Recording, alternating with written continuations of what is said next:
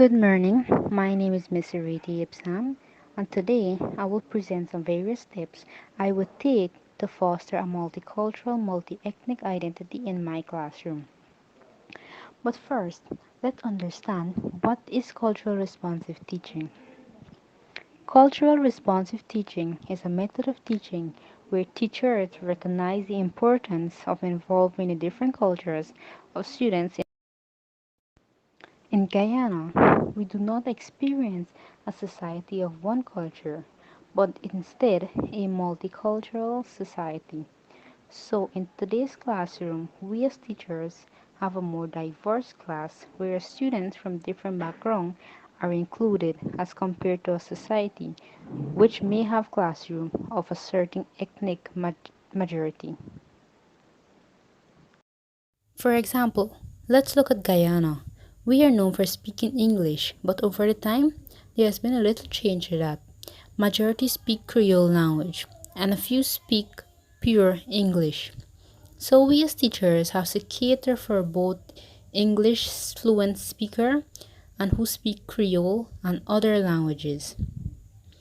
With the new changes of the school curriculum, some school teaches Portuguese, French, Spanish, even Latin, so to help others foster a caring environment when they are out in the world and For example, students who speak different languages and migrated to a country that speaks only one language. Like, for example, a country like Guyana. In Guyana, we speak English, but recently there was an influx of Venezuelan immigrants whose language is Spanish. Only Guyana experienced this, but other countries around the world, since it is a changing society, so we are getting more exposed to this. So, as educator, we must foster a caring and learning environment to students based on their various cultural backgrounds. Therefore, it is important to implement a cultural responsive teaching method that should be taken into consideration of all different languages spoken.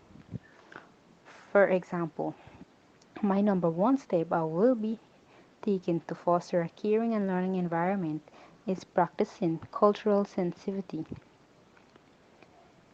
Practicing cultural sensitivity is something I would do as a teacher. I would try to see the importance of dividing my attention equally among students, regardless of language, cultural belief, ethnicity, etc. So when I'm planning my lesson, I should be taking all students' different languages, cultural background to be included using relevant resources to get the transition. So students will have a flow of learning, not only based on their background, but also learn and be knowledgeable of others. Here's an example of a quote I came across. Better is possible. It does not take genius, it takes diligence. It takes more clarity, it takes ingenuity, and above all, it takes a willingness to try.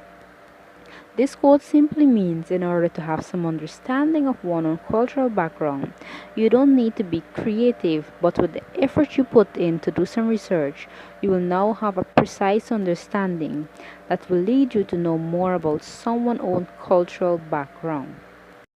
My last and final step that I will be using to foster a caring and learning environment in my classroom is to acknowledge and respect every student.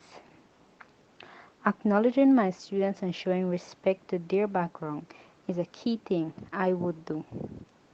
This will allow them to do the same thing to their colleague. A very simple task I would give is to allow them to present a presentation based on their cultural, to give a transition to the class, to help them understand the concept outside of their comfort zone and where they can be more confident and sharing. This brings you to the end of my cultural responsive teaching. Thank you for watching.